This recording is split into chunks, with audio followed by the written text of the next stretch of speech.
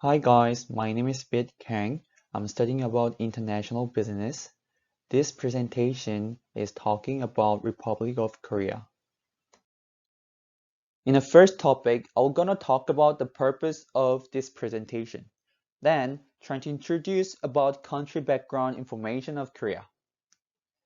In second part, I'm gonna talk about the currently Korea economy performance and Korea economy development and HDI.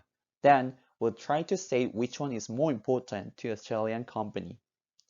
In the last part is classical theory of trade and Korea industry, which is I'll try to introduce one of the classical trade theory and explain what is the powerful and specialized industry in Korea and why that theory is efficient for that industry.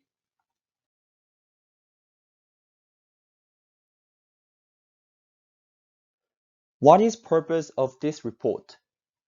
First is this profile presentation is about give information to help when Australian companies entering Korean market, give information to understanding Korea's basic background and provide a comparison of Korea economic development and human development indexes, thus providing analytical data on Australian companies plan to expand into Korea. Secondly, this presentation explores Korea's major industries and analyzes what classic trade theory should be used to trade. South Korea, capital city is Seoul. Their ethnic group type is homogeneous, which we call Hanmin족, that Han is different between China. Their geographical location is peninsula, which is between China and Japan.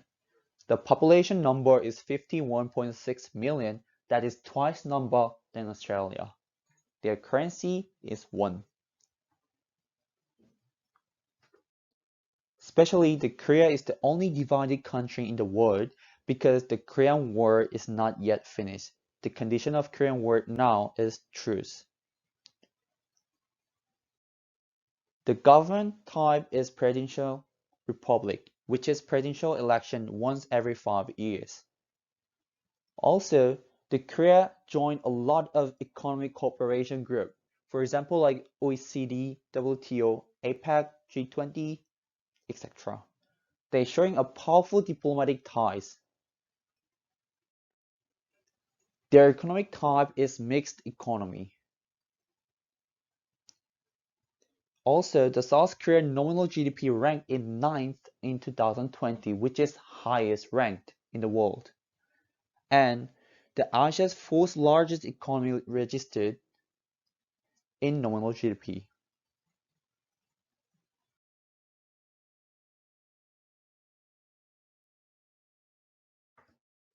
Firstly, as you can see, the first graph of South Korea GDP growth rate is showing not really good. They will keep going down. As compared between 2017 and 2015, it showed increase 0.35%.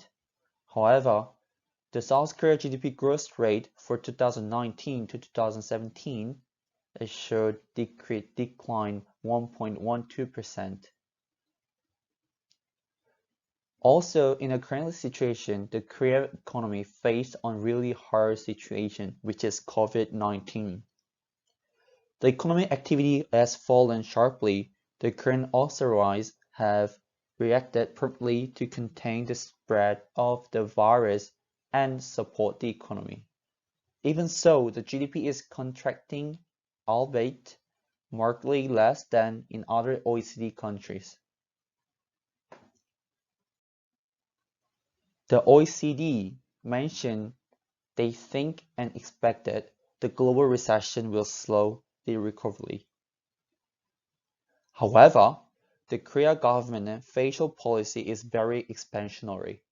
The Korea government is appropriately using the physical space offered by strong public finances with a general government gross debt at around only 40% of GDP to dampen the impact of the crisis. The budget balance is projected to move from a surplus in 2019 to deficit of more than 3% of GDP in 2020 in a double hit scenario and to 2.5% of GDP in a single hit scenario.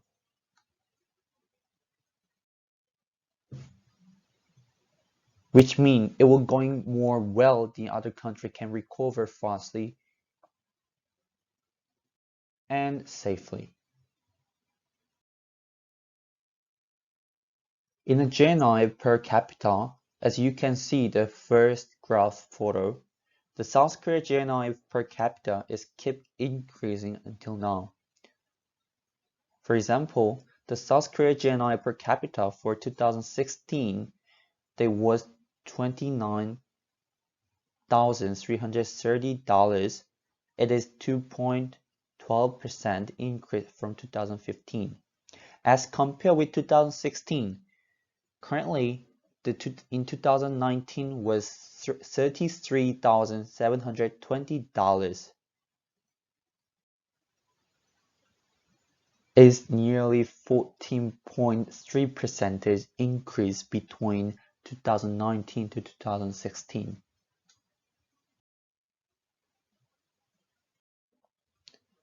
In 2018, the GNI per capita based on PPP for Republic of Korea was 42,250 international dollars.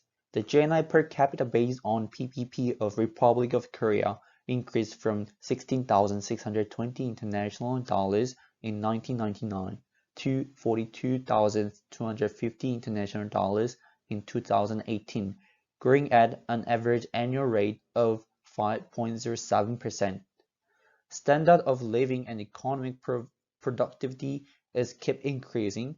When compared with US PPP, the average Korean citizen can afford to consume roughly 67% of the goods and services consumed by average US citizen on a PPP based. The 2019 Human Development Report presents the 2018 HDI for 189 countries and UN-recognized territories, along with the IHDI for 150 countries, the GDI for 166 countries, the GII for 162 countries, and the MPI for 101 countries. The HDI is a summary measure of assigning long-term progress in three basic dimensions of human development: a long and healthy life, access to knowledge, and the decent standard of living. Korea HDI value for 2018 is 0.096, which put the country in the very high human development category, positioning it at 22 out of 189 countries and territories. The rank is shared with Israel. The Korea life expectancy at birth increased by 11.2 years, mean year of schooling increased by 3.2 years, and expected years of schooling increased by 2.8 years. Compared with Korea Economic Development and Korea HDI, I recommended to Australia company to more look forward about the HDI about the Korea. Because the most of the Korea which is imported from Australia is related with the HDI, which is their like agriculture, medicine, and the health care product. In a classical theory of trade, I'm gonna talk about neo-mercantilism. The neo-mercantilism is easy to say.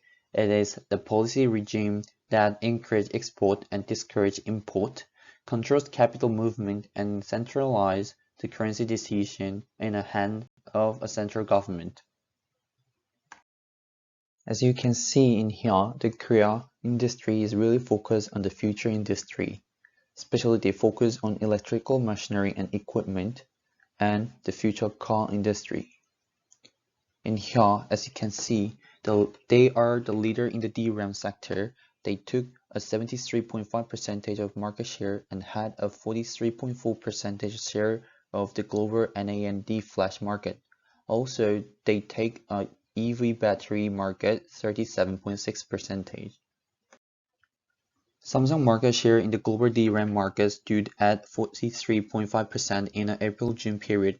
down 0.6 percentage point from 3 months earlier, while its revenue increased 13.8% to US $7.4 billion over the cited period.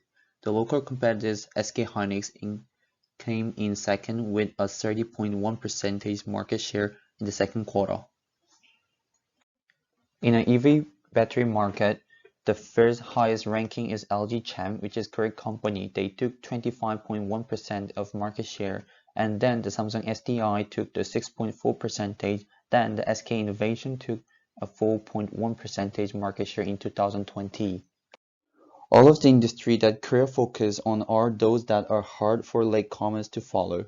In the past, Korea made itself economic powerhouse from the poorest country in 50 years with a national industry policy in 1970 Park's government. Already the national industry theory is viable and bear full part. As we know, therefore, the neocolonialism is really useful and efficient for the Korean economy.